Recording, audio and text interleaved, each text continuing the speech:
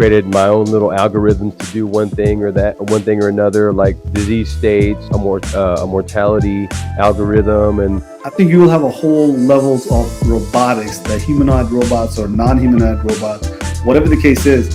But the one that I really gravitated towards was Alteryx. Low code, no code, business intelligence stuff, data science, machine learning, things like that. Audio or text. And then there's big metaverse bug. Everybody knows the metaverse. Another week of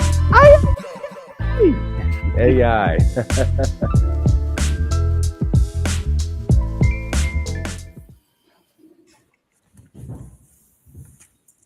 Okay, looks like we're live. Cool. All right, now that we're live, let's talk about Mastermind. AI, we've been doing this for close to 5 years now, and every episode we have done this until this point has always been about interviews. We're going to do interviews now in depth, right? In depth as in we're going to put people in the hot seat and have them talk about their problems. Everybody loves that, right? But think of this as a sort of, you've been through so many education, so many training, and so many of this know-hows, right? You go to seminars, you go to conferences, you go to an LMS system, you can go to YouTube and find videos about what it is that you want to learn. So what happens after that, right? What happens is that you take those knowledge, you make a decision off of it, right? If you make those decisions, somebody has to be able to validate those decisions on your behalf. Somebody has to give you a perspective, so as you execute, you feel comfortable, right? So this mastermind is a hot seat roundtable where through a tabletop exercise, we do these decision-making, problem solving. And preferably those problem solving means that we're not waiting 6 to 7 months to pass on the decision-making baton to somebody else, right? So we're gonna make the decisions, we're gonna make that decision today. We're gonna save 6, 7 months of kind of staggering and trying to figure out who's gonna do what, right? So at the end of this mastermind, which is about, Rashid is here, yay. I have another support now. Yeah, there you go. Yeah, how's it going? Hello, Rashid, how are you? Well, not really. What's up? Rashid is gonna make an introduction soon. So as I'm going through this, mastermind description, one thing you'll see is that you're making decisions. And one of the things that you want to make a decision on, things that are urgent and things that you can execute on preferably in the next 30 days, right? So you're gonna have to make decisions about build versus buy. You're gonna have to make decisions about, your data or somebody else's data. How do you strategize? Do you have to make a strategy? If you have a strategy, are you looking at your business risk more, or are you chasing after business opportunity, right? So there's so many levels here. So that happens in a conversation like this. So we have a roundtable here. And preferably everybody has some sort of subject matter expertise, right? And that's what it's about. The subject matter experts using their knowledge are making decisions, the decisions that they can be comfortable with and execute on, right? And before we went on live, I asked Sarah, like, hey, you're my case study here. You're going to go first. And, preferably you will talk to us about your AI journey so far, and what are some of the problems that you're trying to solve, and what are some of the things that you just think is worth mentioning? Go for it, Sarah. Yeah. Okay. So I will say that, in our actual work structure, I work for a very small corporation, and it's very divided. Everybody has their very specific thing that they work on. We're an economic development corporation. Our job is to bring new businesses to the area and grow the ones that we have. So we use AI to help us do economic research, to help us streamline things like strategic plans and marketing plans and those kinds of things, where we work with it so it can write up that plan much faster than it would take me to sit there and spend 2 weeks trying to write it. And that's great. But we also have learned that ever since COVID, actually, there's been this large discussion at all the different local economic development corporations throughout the country of different ways that we can streamline processes for the businesses that are in our community. So we learned during COVID that we needed to shorten supply chains and make everything more efficient. and then also help people to go from just-in-time inventory to having inventory on hand easily. And I think that has been a horrible learning curve and struggle for all of us, businesses, and then those of us trying to facilitate growth in those businesses alike. So watching AI come into the picture and see its capabilities in helping local businesses to capitalize on technology so that they can kind of solve those problems has been something that we've tried to really focus on over the past year or so. And I think that that's going to, places that can figure that out are going to be more successful than places that are still struggling through it. Absolutely. Absolutely. And I'm going to target that conversation as part of our, I'll call you the outlier, because I think everybody here almost has like some technical use cases they want to solve. And you have that like satellite view that we have to work down from. So we're going to start at the satellite view, but let's first go with Rashid. Rashid, do you want to speak or do you just want to listen in today? I think you are with your family right now. Is that right? Yeah, I mean, I'm with my family, but I'm not on like a special trip or anything. I'm just at home. But I'm always with them. I'll probably listen a little more. I might be in and out. It's like that bedtime. I'll make a quick intro. I missed. So Rashid Neighbors, I'm, in the satellite communications industry, have been for 20 years. And then I say, outside of my day job, I kind of do a lot of extracurricular stuff that involves some networking, dealing with some VCs, things like that. Definitely interested in AI. And, I've known Charles forever. I won't go back how far, but, kind of got looped into here through him. So, yeah, I'll listen as much as I can, but I'm probably going to go off camera because I don't want to distract, like being off and on. But I'm happy to be here, though, for as long as I can. No, you're good, Rashid. Appreciate you. I literally texted Rashid like, "Hey, Asif is throwing something." It was like 10 minutes before it happened, and he jumped on. So if Charles knows me for anything, he knows that I'm a last minute guy. I throw everything right out. So Rashid missed my soliloquy, but about healthcare and stuff like that. But I think he's a strong player here. In the satellite industry, with great credentials, so I think this is a good start. I know Sarah's at, we're saying I think what Sarah said was very beneficial, and I think it matters. I don't want to push what she said aside because I am also theoretical, in the healthcare industry where it comes to patient care, how we analyze diagnostics, how we analyze imagery and things like that in our cancer centers and things like that. And again, just an emphasis on patient flow. Like you said, Asif, Asif, the elevators, right? I'm expanding far from that scope.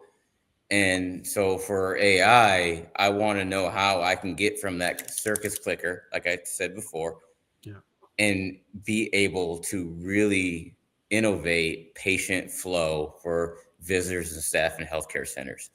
And I do think that AI can help with that, whether that's integrating with FAA, with helicopters and our helipads and our ambulance, system, everything. So I really do appreciate your input there, Sarah, I think you said it was satellite. That's my view too. Is that satellite view at this point?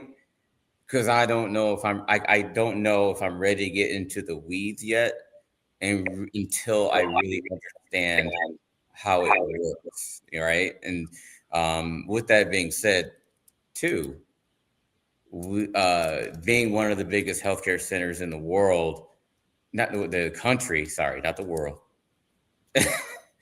the country.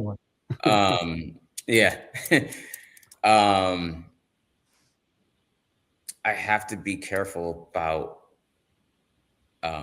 security, IT security, HIPAA laws.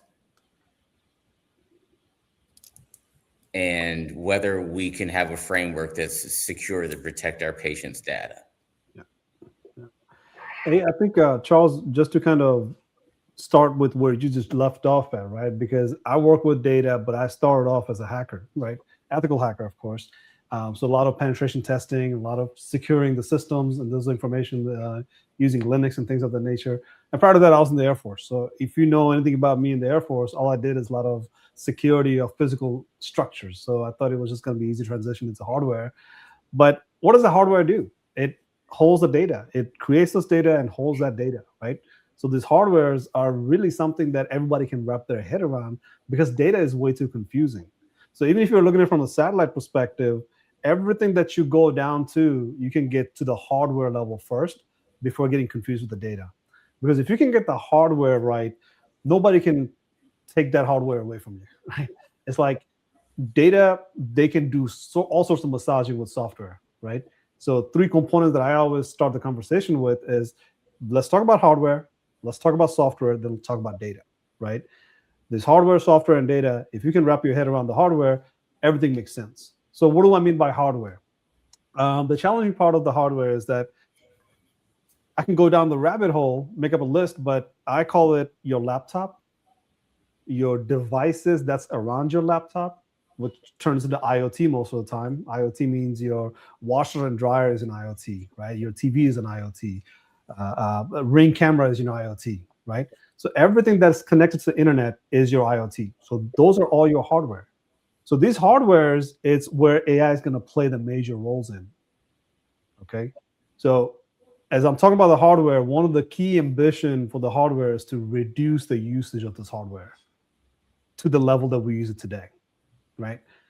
So when you think about AI from all perspective, I want you to start expanding your thoughts into say like, oh, that clicker is a physical thing. That's the hardware because that's driving your data collection. Because that's what you mentioned earlier, right? Every click, somebody walks in a park or to the hospital, somebody clicks it and says, no, it's a person walking in, right? That's a data collection point. How do we put a hardware behind it, right? How do we put a camera that can do security and also count who's that walking in and are they a patient or are they a doctor? All sorts of analysis can be done right on the spot using a single hardware. So as we're talking about these theoretical, actual things that we can look down step by step, let's start adding hardware to each of the steps. All of a sudden, things becomes a little bit more drawn out in our head, right? So we can actually explain it through hardwares. So Sarah mentioned a lot of things that she does. Where does she do it? She does it on a laptop. She does it on a keyboard. And if you can, measure how much time we spend on our keyboard, you will say, I don't like that. We should not be clicking and clacking that long on the keyboard. But because of AI, all of a sudden you can use voice AI, right? Because that's what you can do with Siri and Alexa, which I hate to admit it, they shouldn't be considered AI at all. But there we go, right? Siri and Alexa is your AI. But these keyboards are really what's slowing you down. So if you're able to talk to a system and talk to it with lots of comfort and be able to get those same information that Sarah is researching for, now she's not on her keyboard. She's saving a lot of times by not having those keyboards, right? So these hardwares are going to evolve and they're evolving fast, right? Because that voice that we had 10 years ago, now we have a different types of voice that can do far more than Siri and Alexa, right? I use my voice on the ChatGPT. I use it on Claude, right? I'm always engaging with them on the voice level. So these hardware capabilities that I think even Felipe mentioned about, sensors. So you can have IoT devices, you can have sensors. So as you are looking away from your laptop and you're looking at all these layers, all of a sudden we're seeing hardwares everywhere, right? These sensors are there, the IoT devices are there, but the sensors are not really engaging, they're not talking, they're kind of static, right?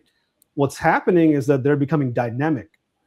So just to give you a reference, NIST, which drives the standard, they have a standard that came out recently that said, if you have an IoT device, that small device, how do you put, I'm just going to call it ChatGPT for the sake of it, but it's literally saying put a ChatGPT inside of it, which is a small language model. And how do you operate that SLM, small language model, inside of that IoT device? So what happens to a sensor that is an IoT device? All of a sudden, it's able to communicate like a human language, right? So it's able to communicate preferably securely, right? because you don't want somebody to go out into the fence line in the military base and say, well, here's an IoT device that has some language model. Let me hack into it and start figuring out what it does. You don't want that, right? So there's a whole lot of layers of hardwares that we can talk about. And then all of a sudden you start seeing a picture of where your data is coming from, where your data is being collected, how it's being collected, and what are the values of this data when you put them all together, right? So I'm going to give the floor back to you guys, but kind of want to hear Philip and Felipe's thoughts on these, because as you guys are speaking, we want to come to a consensus of where were we before this conversation, where are we going to be next, right? So that's a process of mastermind, is that we want to get to a point where we're executing on things. We want to be able to take action, but we'll do that later. But let's go to Philip and Felipe and kind of hear you guys' thoughts. Like, what do you think about these hardwares, and what do you think the next step comes in, and what do you think about software and data and the evolution of AI that you're anticipating? Well, I'll go first. Thank Age you. over beauty, Philippe. Playing on what Rashid was saying about working in satellites, I just came across an article talking about Google is wanting to launch their data centers into space, basically be running data centers from outer space for doing AI. And two reasons for that. One, they can power them almost 100% off solar. That's according to the article. The solar panels are 8 times as efficient up in space as they are here on Earth. That's the atmosphere. And then, so power is unlimited and basically free, reducing costs of data centers. And then the second one is the cooling of the CPUs and GPUs. You're out in space, it's what, 250 degrees below zero or something? So cooling is not an issue. And of course, you can't talk about satellites without mentioning Elon, right? And looks like Elon wants to put up to 1 million satellites in space to do a highly distributed data center operation, which I think is kind of amazing. At some point, I think we're going to run out of space in space. That's one thing I would worry about. But this whole concept does solve a lot of debate that we have, environmental debate out here on Earth, especially here in Texas, where they're building data centers like crazy, like Walmart, Amazon, fulfillment centers everywhere, so they're going to be consuming what little water we have and more power than we can produce. So this would give us the AI infrastructure without a lot of the environmental problems. And I'm sure Philippe will have something to say on that. Oh, absolutely. I think he definitely has it.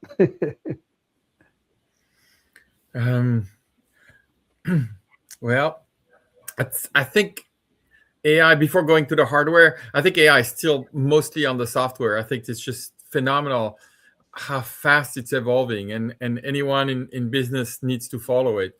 With the caveat, as Asif said in a meeting not long ago, 85, 90, 95% of the private sector projects fail at present. So it's difficult to make it work, but it will work. And the software development is phenomenal. AI bots talking with each other, AI programming other AI. And I think I just came back from an AI conference on weather and climate data. And every year I'm surprised. Every year I think, oh, okay, we've reached a plateau now. There's just so much AI, can't go any bigger. And then the next year I go back and wow, there's so much that's developed. So I think it's still mostly under the software. For the hardware, I think robots, I think autonomy, AI autonomy, I think is about to make big leaps. We see it with Philip was talking about Elon, just the robots there, but also the Boston Dynamics, Hyundai other robot. And I think having all the sensors, merging the sensors, having the robots or cars or autonomous vehicle that can that use the sensors and other information, make decisions and do tasks such as driving around or in a factory or I think that is I think this may be the big this year may be the year of the robots. That could be a bold prediction for the year, and that's right at the intersection of hardware and software that Asif was talking about. Felipe, I want to go back to what you were talking about with the turtles. How did you? Can you explain that to me again? Sure, it's one of our favorite topics. We developed several models. We've made a few model operationals, and that's the one that's been the most popular. And you need advance warning that something's going to happen. And when you work with the oceans or the weather, there's a lot of data that is available, either measurements along the coast or a lot of weather prediction. Some of that weather prediction is becoming AI weather predictions. NVIDIA had a big announcement last week on that. And so you get all this information into an AI model, and you train with data that you have, and you say, hey, AI, can you predict the water temperature 120 hours from now based on all the information?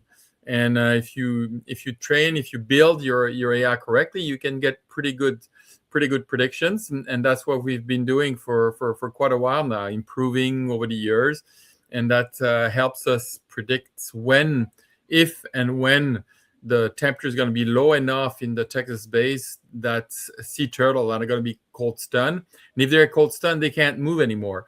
So either they die or they get predated on, or you have volunteers that go on boats or on foot and pick them up. And if you pick them up and you warm them up, most of them will make it.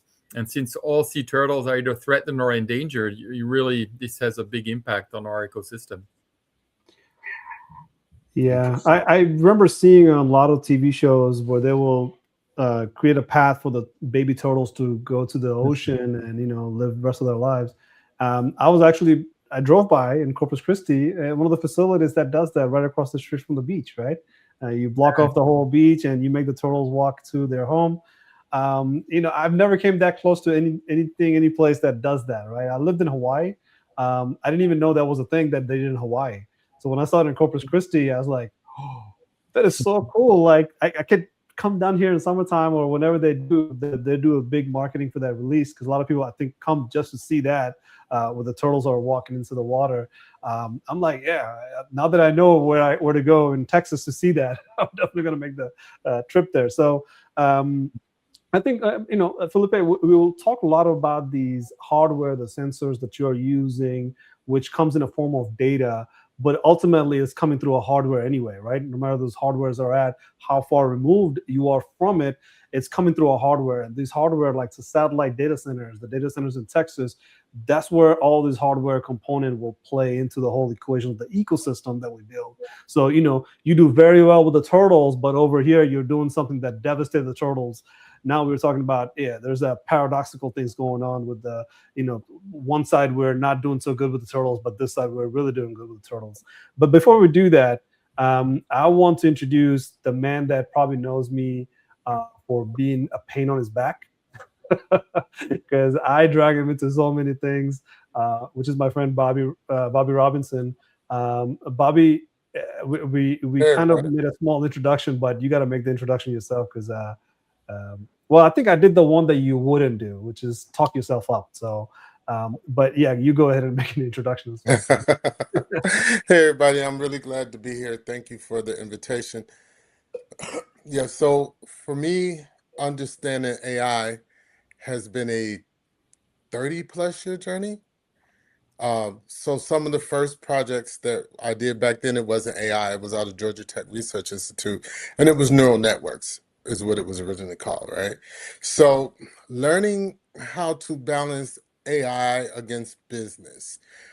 Some of the projects that we delivered that were unclassified were things like Raptor and Velociraptor, which was the facial recognition when we set up at a football game and seeing how that thing worked. More importantly than learning the AI piece of it, sure, that just came with it, or the neural network piece of it, was understanding business. A lot of us, we're technical folks, but business is what drives the world. And after we pretty much showed what it could do and we had viable product, et cetera, now mind you, we're a research institute. And if we're not doing research to further technology, then we're not making money, because once it's something that you can get off the shelf, we're not messing with it anymore, because that's not research, right? We needed more money and we needed a customer to fund it. Well, in that journey, what I understood from a business standpoint was that vices pay for things in this world, right? Alcohol, cigarettes, etc. What I knew was that I needed to find a customer that would pay for the technology we were doing, and it would be of great benefit to them. So just like with the internet, the adult industry is what funded the growth of the internet. I think the cat's out of the bag, right? Yeah. It was casinos. For a casino to be able to quickly identify people who, they don't want in their casinos, there was a cost benefit for them. And that's where a lot of the initial money came from that kept things flowing, understanding the business. So fast forward until today, and I look at the things that people, different organizations are doing, what businesses are doing. I think they're missing an opportunity, not just in learn AI. Well, okay, it's more than that. Understand your business. And I think a lot of things fail simply because they fail to use AI to refine their business before you ask AI to run your business. If I were to ask you whatever it is that you're good at, it could be knitting. It doesn't matter. There's a way to refine the energy that you put into knitting that will give you a higher quality product, and AI can help you do that. So right now, the real advantage is to understand what you do better versus everyone saying, get a bot, it'll do all your work for you. Well, if it's doing your work for you and you were never really good at it, you were, for anyone who's worked at a big company, like a Fortune 100, you all know what I mean by once you work there, you ask yourself, how does this place even make money? Because it's so poorly run, right? Well, that's where I think a lot of us are missing the boat when it comes to artificial intelligence.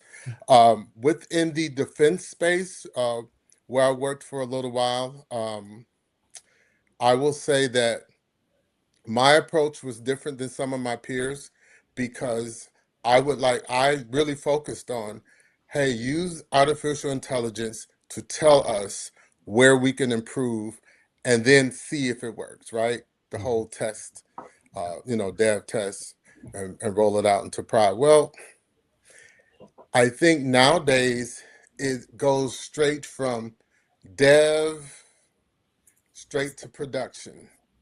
Well, y'all all know how dangerous that can really be, right? And we're finding out in real time how dangerous that can be. And I don't say it as a woe is me. I mean, it's just not business enhancing, right? If you have to spend more time, you spend a lot of large layout on the cash to put in the tools, and then you have to spend follow-on money on cleaning up whatever it is that you did using those tools. So I think that a wise business person at this point in history, would really look at using the tools to help them understand themselves, help them understand how they work and how they can work better. Once you understand how you can work better, now you're really in a place to really automate. So a good example is Watson. When Watson first came out, remember it won Jeopardy. Yay, it won Jeopardy. You started seeing like TurboTax. It says TurboTax with Watson. Well, Watson was not doing your taxes. You can believe that they were not using that mainframe to do your taxes. What they did was upload the tax code, and through deep analysis and then Q&A from the customer or the user, now set up a workflow that hit all of the spots that it needed to hit to get you an optimal result. Similar to that, I would say leverage AI to help you understand what it is that you're doing, opportunities that you may be missing. So what used to just be a SWOT analysis now becomes part of your strategic plan. So while everyone's running saying, oh, AI is going to automate the world, really it's a strategic opportunity. And I see people messing up their opportunity all the time people from different companies up just dumping all their corporate secrets into AI, not paying attention to those licenses agreement that everything you dump in there, they own. Right. So what was your secret recipe is now everybody's secret recipe. So I just think that absolutely it's a great thing. It's really going to take off. But I think at this point in time, it needs to be a strategic decision versus an emotional. It's kind of like the gold rush now. All those families moved up for the gold rush. By the time you got there was no more gold. Yeah. So. And I think you're hitting on a few things that I always have to emphasize, make sure that everybody in the room can understand it, because you can comprehend many things based on this reference, right? Everybody's focusing on artificial intelligence, but the key things that we've always had, and we're probably not utilizing it very well, is our emotional intelligence, right? Mm-hmm.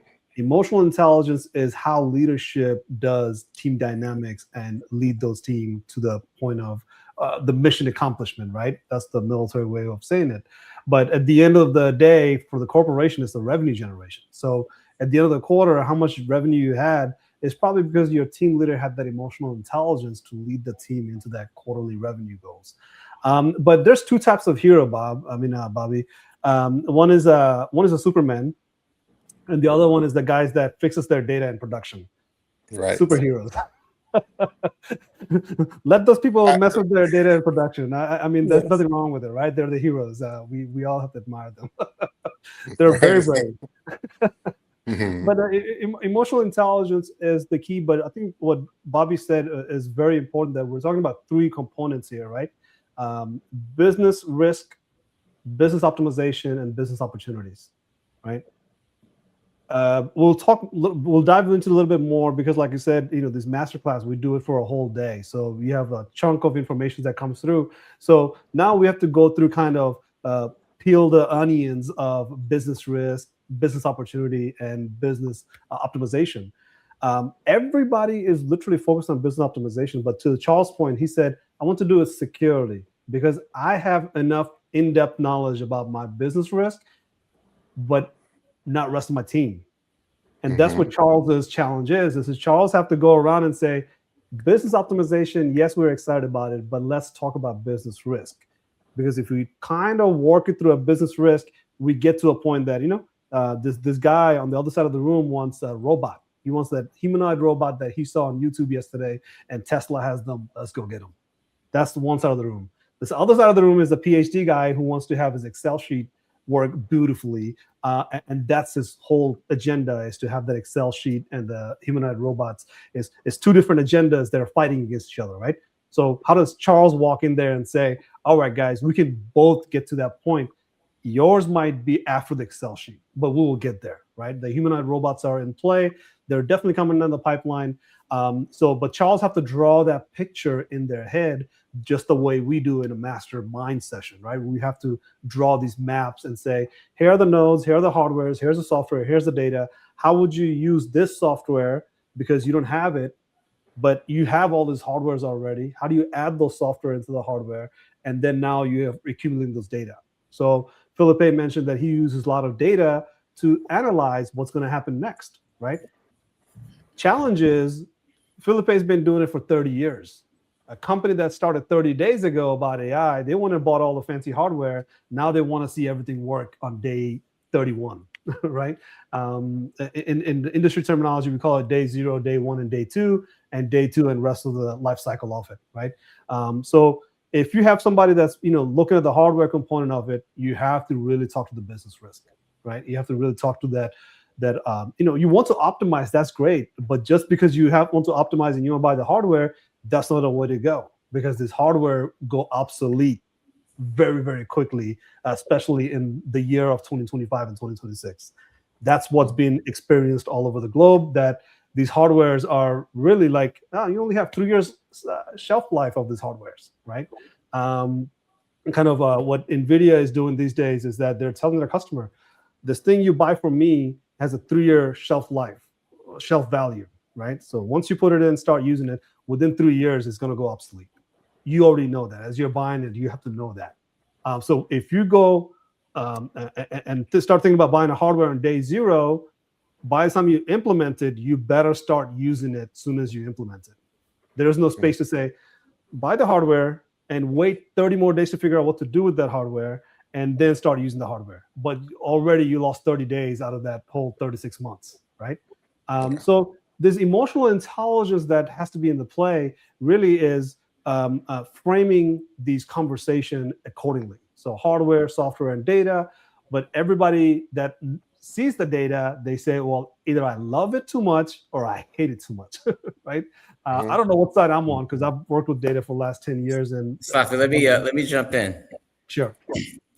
Because I want to address what Bobby said, because he made me pick up a pen. All right, so so a few things, like my ears perked up when you said IBM Watson number one. Okay, because I've been using IBM Watson for over like 10 years. Right. Right. Maybe 12. I think 12 years I've been using IBM Watson for people flow. You weren't here at the beginning, but I work in healthcare, and we use IBM Watson for our elevator systems. Right. So we have it on there in IBM Watson. Your major, it's Kone, ThyssenKrupp. It tells you predictive analytics. Right. And it says, and we also do it on our pneumatic tube. I'm in healthcare, like I said, pneumatic tubes. And it says, hey, we're going to break down. Send somebody to me to fix me. Right. And so we've been doing this. This is not new. We just didn't understand it. We didn't categorize it as quote unquote AI, right? Because no one knew what AI was back in 2015. Right. But we've been doing it. So I just wanted to pick up. I just wanted to make that distinguished acknowledgement that I really picked up on that. Yes. The other thing was that you had stated that people are using AI to try to develop a business, and I think that's a very important point, because you can't do that. And the reason that resonated with me is because in healthcare has been here for centuries. Right. We don't need AI to develop our business, right? Right. We needed to enhance it. So I just wanted to make that key point, right? We have robots that deliver trays and trays of food and all that, all that. So that also resonated with me in a healthcare environment. And then I also wanted to touch on the point of you talking about being very data rich, or companies not being data rich. In healthcare facilities, and I'm sorry for speaking on my own knowledge, Please. but healthcare it's very data rich. We have patient data, visitor data, we have all of that. How do we best process it? And it's not best processed through Excel spreadsheets. Right. That's where I think AI can come and enhance already established systems. AI is not going to change a multi-billion-dollar healthcare facility overnight, but it can enhance it 100%. And we're already there. That's why we're bringing in interns to say, the young blood, to come in and say, hey, how do we do this? The other thing is, and I'm gonna pivot back to you, Asif, with hardware. Yeah. I immediately went to the glasses I have on my face. These are Meta glasses. I'm not recording you guys right now, but I can literally go in and ask these glasses to ask how many people I have crossed, whether you think they're a patient, visitor, staff, based on certain profiles in a certain timeline, and get a spreadsheet from what's on my face. So do you consider that hardware? Yes. I will go even further. To my staff, I some will, Ray-Bans, some Ray-Ban yeah. meta glasses, and these are prescription. I'll go even further just to kind of give Bobby the perspective. Is that like when I said data acquisition points, that clicker that you have on your hand as you're clicking it, that's Right. clicking, and I can collect the data off of that hardware, right? Right. But I will use a different hardware for that. But I'll go even further. Your human body is a hardware as well when it comes to data acquisition point, because the devices that you're wearing on your wrist is collecting data off of every blood streams that is happening through your hand, to your wrist, right? Mhm. And it's understanding your heart. So your data points are all around the globe. And the reason for last 10, 30 years, we've been doing this thing called big data, which, from Facebook and Meta and, all these other social media space, they use big data. But even those big data that people will say like, that is insane amount of data, that's not enough data actually. Because in order for the artificial intelligence to do something superb, it needs superb amount of data. Right? So when you're talking about like, collection point, yeah, there's tons of data out there, but there's also tons of these collection points, right? So which one do you pick to say, if Bobby has $1 million that he's going to give me tomorrow and I have to start a project today, in 24 hours, do I know what the data processing will be like, right? Where do I get that data from? And if I have those data available, do I know where to find those data? How do we catalog those data? Right? Because cataloging that data means that your Ray-Ban has some data that is attached to the main camera all around the facility. Now it matches all the information to say, let me stitch those data together to say, Charles had a contact with this person through a Ray-Ban camera, and the main camera also picked it up and said, this person was here at this time, right? So let's say, for example, in a hospital environment, one of the projects that we worked on, we talked about if somebody's shaking the door to try to get in, how do we know that person is not supposed to shake that door?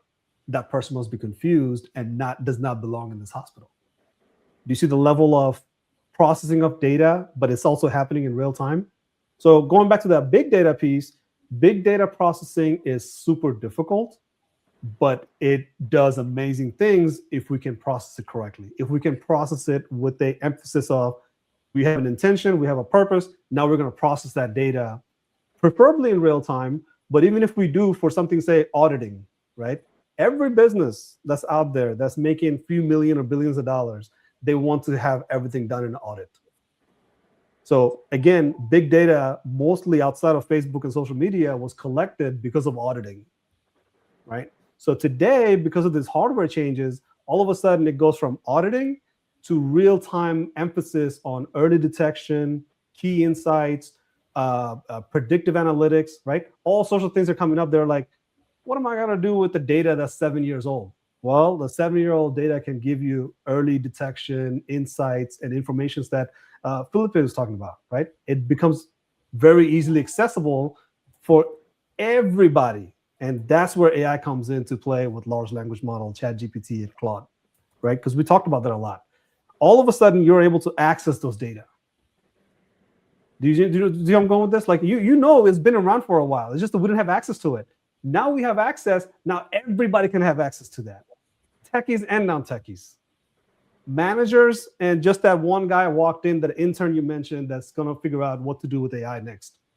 They all have access to this data because we process it, but we can also deliver those data, right? So these levels of data that we have to talk about, it's immense.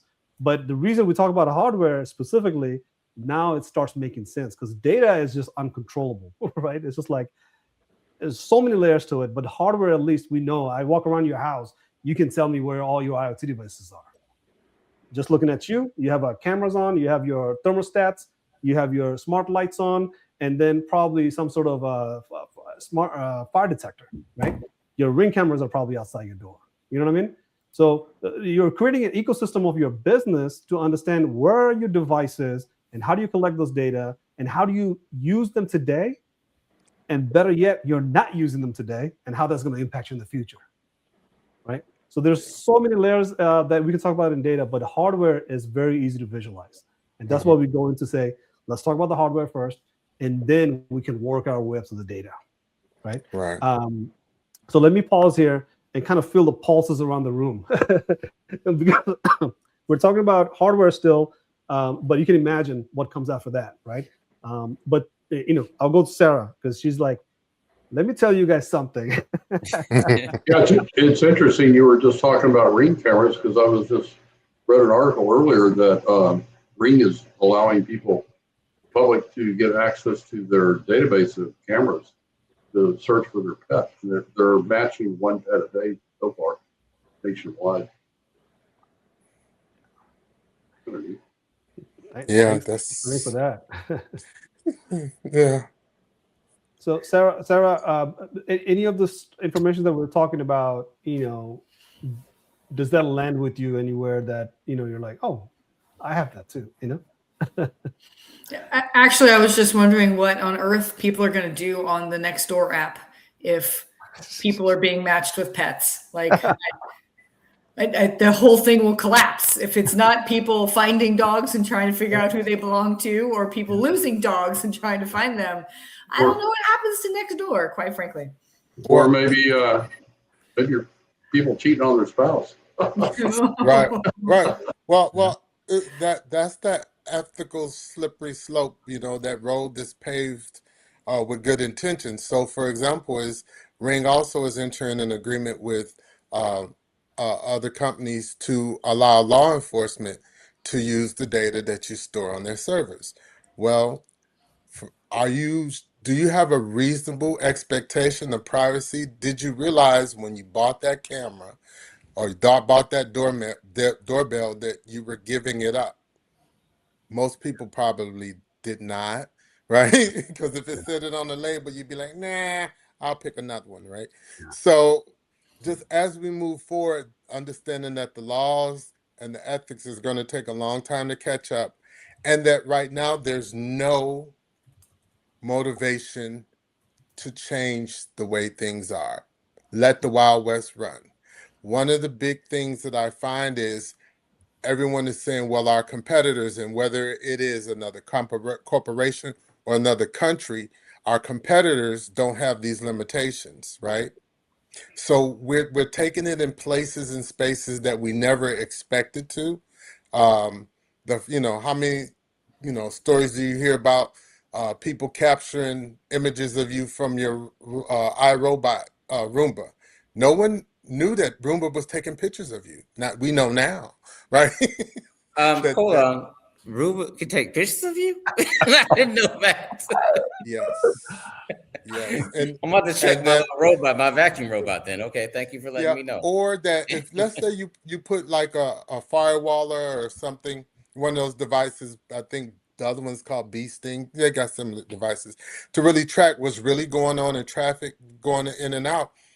Everybody who has a smart TV, right?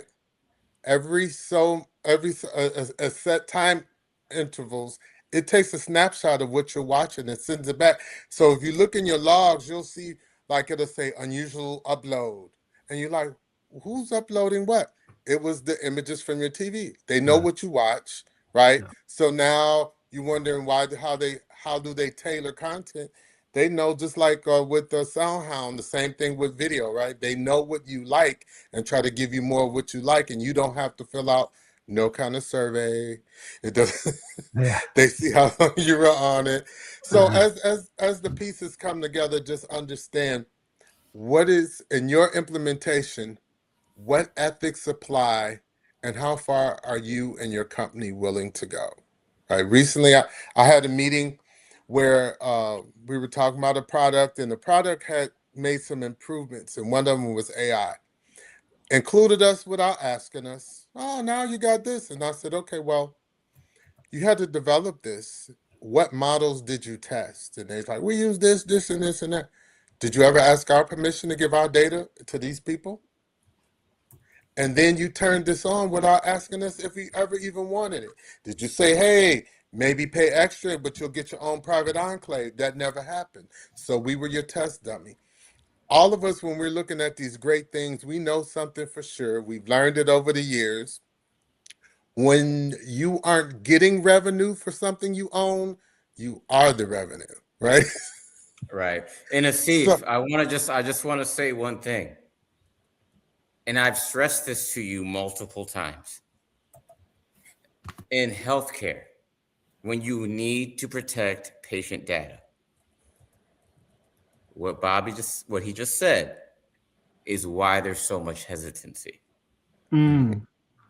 Let's solve that problem right now. We'll all be billionaires right now. So, hey, maybe that's what you work on. We can all be billionaires right now if we solve that. But that is really the core. But I think what you just said, it's holding back tremendous amount of people from putting that tremendous amount of effort that they will if that wasn't the problem. So just to kind of give you guys the background, I started developing product about AI machine learning back in 2015, 2016 for recommender systems, right? So that means it knows exactly how to recommend based on your past patterns, okay? Now, there's a good side to it, bad side to it, but of course, you already know the bad side to it, right? The good side is that it helps you with your diet. Why not, right? So as we go to the product development side of things, you don't get to deliver the product because Felipe and I talked about this a few weeks ago, because 95% of the AI products don't deploy. 95% of Gen AI products are not bringing any worthwhile kind of a return on investment, right? So it's okay that, I say that out loud because I want people to be comfortable with the fact that your AI product might not launch and you might not get that AI that you're looking to do. But in turn, what you get is the one that you actually need because you go through the process and you weed out all the difficulties and problems and troubleshooting and those sort of things. So a lot of people want AI these days. And I say, even when I started 10 years ago, we weren't able to deliver AI because of the difficulties. And there's so much more difficulties today. That number hasn't really shifted. That 84% has been true for the last 25 years. Like that only 17% of the AIs that deploy, majority of the 17% is what is it called? It doesn't function properly. It has lots of flaws that it eventually dies off anyway. So all the big AIs that you see, is the one that is heavily marketed and heavily publicized, and everybody knows about it. ChatGPT, Uber, Netflix, AWS, they're all heavy AIs that spend billions of dollars making those. So in my experience, one of the things that I've done is sit in front of a bunch of decision makers in a dinner table, in lunch, in just conversation where we just frankly talk, just like we're talking right now. Charles just said something that everybody who's halfway associated with technology or internally, core, they're all in AI system, IT system, they say the same exact thing. I cannot do majority of these things because of data privacy, because of that violation that will get me in trouble, because of that lawsuit that will happen down the road. So let me run you an example specifically. Not going to say the big hospital's name, but they were being approached by a lot of these AI enthusiasts to say, please give us this data because that will help us tremendously. And we found alternatives for it. But the point was, I told them, don't even hand those data out. I'm supposed to advocate for them. I was like, no, if you hand this data out, you're going to be in trouble because there's some handwritten on the pencil information that you are going to use as far as part of your data delivery. You never ask those guys for consent to train on those data. You cannot train on somebody's data that. Yeah, go ahead. Yeah. I just want to really harp on that that part because we had and I know we're live, so I'm not going to say any names or any company names, but we had a huge data breach. Of course. Oh yeah, we could list it all. And that it was devastating. And now if you're a contractor, if you step on our campus, if you do not have cybersecurity insurance, you're not even allowed to bid. Yeah. Mm-hmm. We won't even talk. We won't talk to you. Yeah. Okay. You have to have cybersecurity insurance. Yeah. With healthcare, it is so important, and it, not even with healthcare. Let's broaden it out. Even what company wants to have a back door into their financial systems? Mm-hmm. So there's a fear there that needs to be quelled. Yeah. Mm-hmm. And me being just really healthcare oriented, we are very sensitive about that. Extremely. It's I can't even go on Yahoo on my work computer sometimes. It's like That's good. I would say that's good. Right.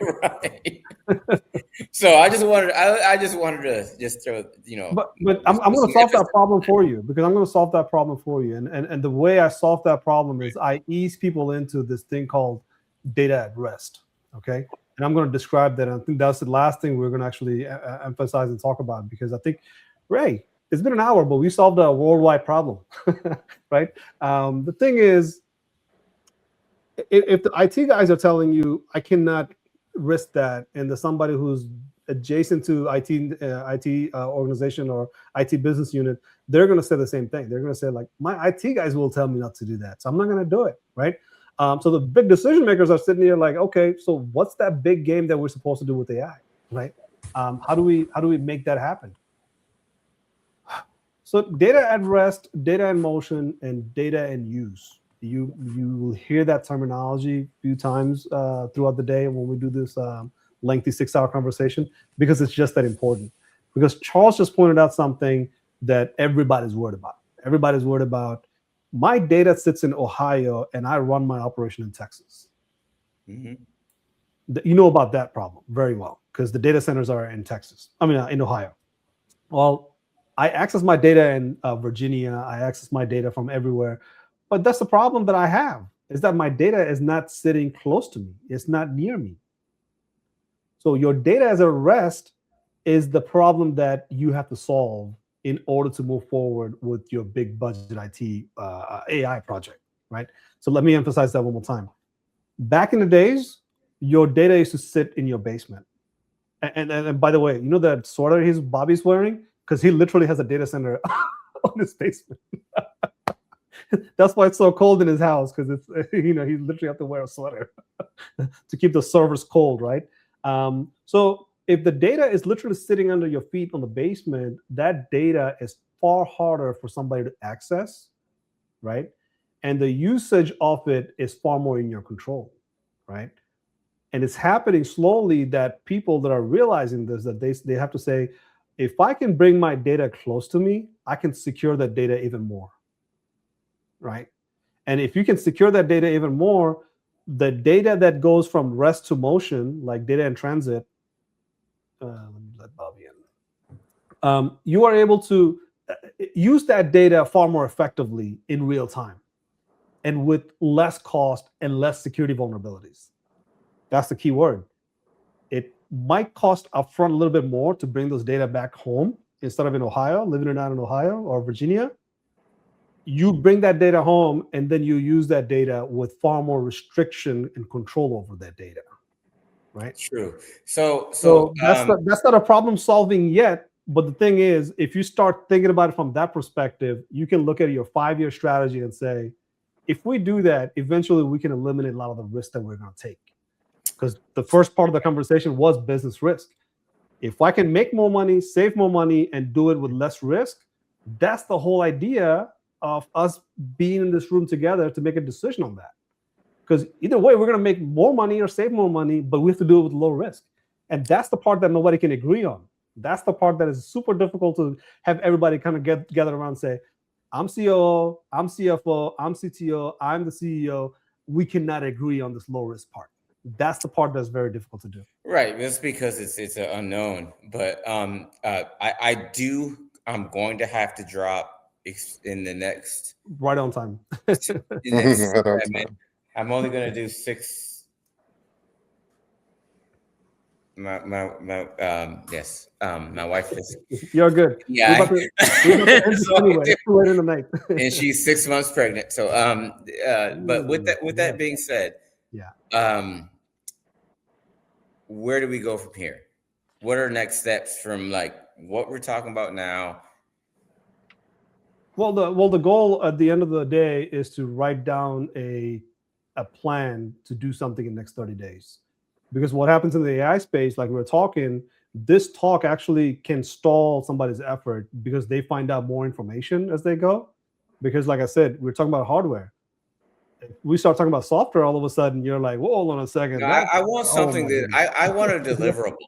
That's what I'm looking for, the deliverable. Yeah, exactly. Other than that, we're just talking theoretics and theory. We're just talking theory. So now you have to peel that onion to a layer that says, I have what I need. Most likely is data, but you're going to find the hardware and the software will just come that easy. Because if you can identify where your data sits and how you're going to use it and where those data is at right now, all of a sudden you get a visualization that you can say, you know what, in a week or so, I can come back and say, I did this part in AI using a large language model or something. Right. Yeah. And that's the thing, Steve, really. I mean, because you've asked me, like, it's with the company I work for, but I need a deliverable. That's right. That's right. Mm-hmm. And that's what we have to do. I don't need theory. I get the theory. That's what you have to do. You have to get the how do I get a CFO? I have the CFO's ear. I mean, how do I get what do I put in front of his face? Well, the question is what adds value? So what adds value? Exactly. Yeah. How does this help us? Right. So once you help, or once you can discover your CFOs, for example, what their WIFM is, and WIFM is what's in it for me, right? Why do they care? Right. That will kind of drive what you do. The myth that everyone talks about, I say it all the time, is that technology drives business. That's not true. Business drives technology, right? What business value add exists? So that's for your deliverable.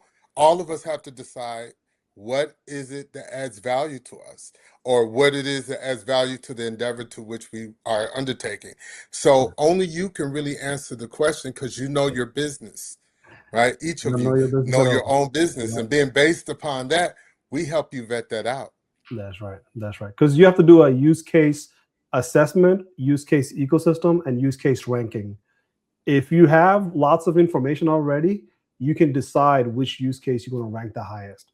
Because I'm wondering, because this can't, what I'm thinking, and I'm not sure how you guys are interconnected, but I was just thinking of my own. Like I said, I got a hard stop here soon. Yeah, go ahead.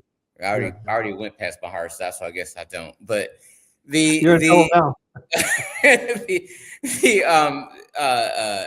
a pilot, right? Mm-hmm. One hospital, or even a region, probably just one hospital, and implementing something and saying, okay, it worked for this particular hospital. Let's do it into 15 hospitals. And it works for 15. It goes into 30, and it goes nationwide. But one word: computer vision. Computer vision. You cannot do any wrong with computer vision, because everybody loves computer vision. Well, we're gonna have to do that on the call, because I don't know what computer vision is. Well, that's what you're gonna do. Go to the CFO's office and say, "I did some research on computer vision. Here's some use cases. Let's do it." Right. Guys, I do have to drop. This was an amazing conversation. Yes.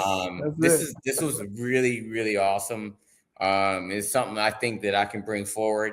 I just need to bring it forward carefully. And I think it's something we can invest in for sure.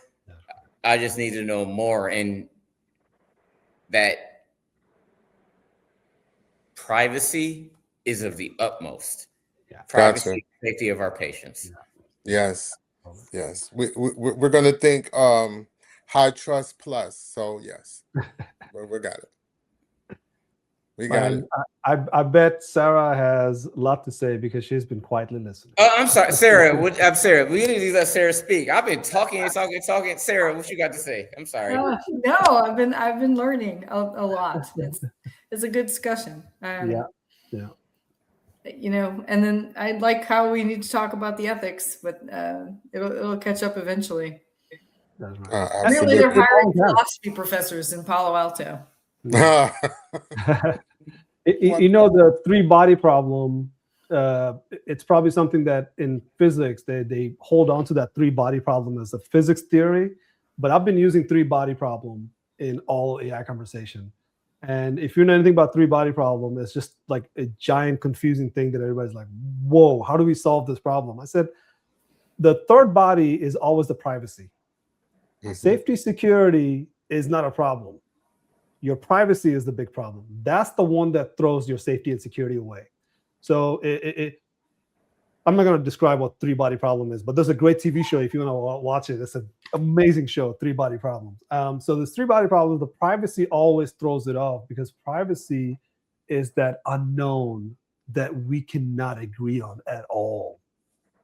At all. Like, we go through this problems of auditing and saying, this is the fine, this is how much we have to spend in order to pay that fine because we did some data violation or whatever.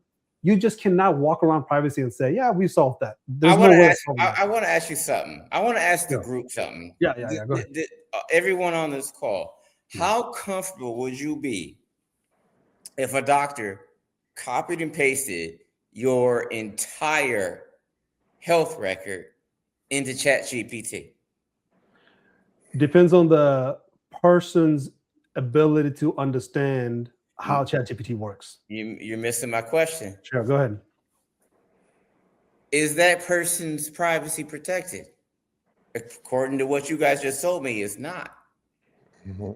Yeah, and well, you just got to understand that with this audience, when you say copied into any model, the models we use are private enclaves and not the publicly available. Because anytime you're trying to protect data, you cannot use a publicly available tool.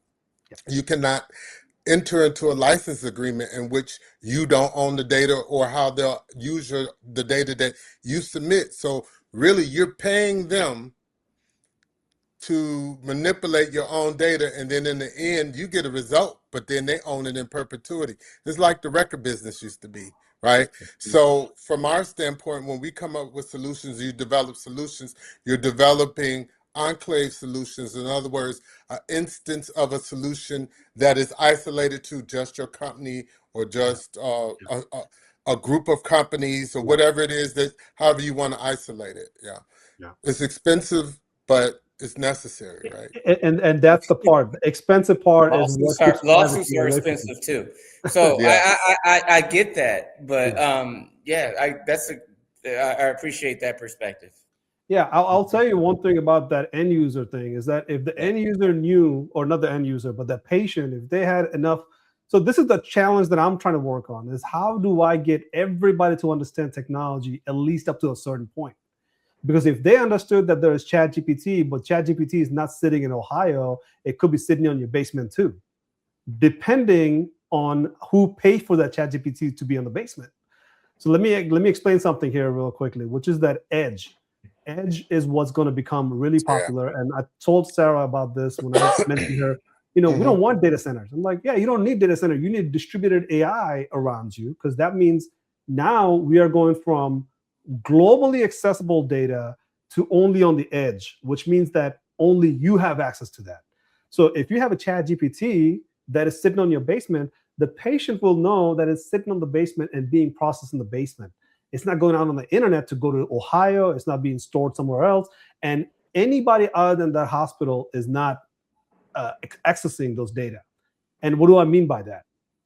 If you look up this one case that had Google ran into, which was that a data engineer was snooping at other people's server while he was working at Google. Big no, right? Big trouble. They got into big trouble for that. Has happened, but it happened in a way that you're like, wait, does this happen often? How often do we not know about this, right? So privacy is such a three-body problem. Trying to fixing that is tremendously expensive. Like, that's the part that Bobby mentioned at the very end, right? It's very expensive. How expensive? That's the part that we have to really talk about, is that we're taking a business risk. Now we have to know how to mitigate that risk, how to accept that risk, how to do our due diligence. I need everybody to understand technology up to a certain point. So when Sarah walks up to somebody and says, look, I get it. You're trying to sell me a Microsoft Copilot, but why should I go with Microsoft Copilot? Does it have confidential computing? It does. How much does that cost? Oh, $30 more than regular price? Sure, I'll pay $80 a month for confidential computing, more than what I pay now. $50, right? do you see where I'm going with this? Like, you have to get the people that are involved in decision making, not just necessarily the guys that are making money, but the guys that are going to be impacted as a consumer of that business. Right. So really, we have to get everybody to a certain level of technological know-how. I think a headline summarized it very well. From now on, the subject matter expert is not industry based. Subject matter experts are based on the technology that industry needs. I thought that emphasized everything I needed to say. Your subject matter expertise from now on is to know the technology that industry needs. So you can be an industry subject matter expert, but you have to know the technological demand for that industry, right? And that's a big push right now from the state government, from the federal government, worldwide. McKinsey wrote a report about it saying 23 million people needs to be upskilled beyond what military has taught us for the last 10 years. You know what? Like, this is a very robust conversation. And with that, I got to give you the last word, because I feel as if we could be on here for the next 4 hours talking about this. It's a 7-hour session, bro. We just started. So I'm gonna cut it off from my end. That's right. Been a pleasure meeting everybody. Any parting words? 30 seconds for anybody else? No, see, you can't say nothing else. Sarah, Bobby. No, I think it's a worthwhile topic, and we'll have to talk about it next time. I got the taste of the flavor, so she's gonna do this more often. Yeah, Bobby. Yeah, I really love the opportunity to get to meet everybody. I look forward to working with y'all in the future. Just know right now it seems big, but pretty soon it's going to start to narrow down, right? And we will help you isolate what it is that you want to do, and then weigh the risk, and then move a way forward on how to actually do it. So the good news in all of this is, whatever it is you want to do, nobody on these calls know more about it than you do. So you will be the SME teaching us what it is you want to do, and we just help you identify the tools and the methodology to do it. So I'm excited for you. Yeah, I'm actually just really excited about this whole thing. It took me a little bit to like come around, like, because in healthcare we were very territorial. Come on, Charles. You're coming with me, Charles. And I think you're married to a doctor. Actually, like, you ain't gonna get no robot to do my job, right? So like, my spouse is the same way. And so, but now we're starting to say, like, wait, this is not going away. No, it's not going away. No. You embrace it, you get left behind. So, I appreciate you guys, and salute. Yep, we'll be talking soon, sir. And we're talking soon. Yeah. Thank y'all. All right, have a great one. Right, bye. Good night. Bye.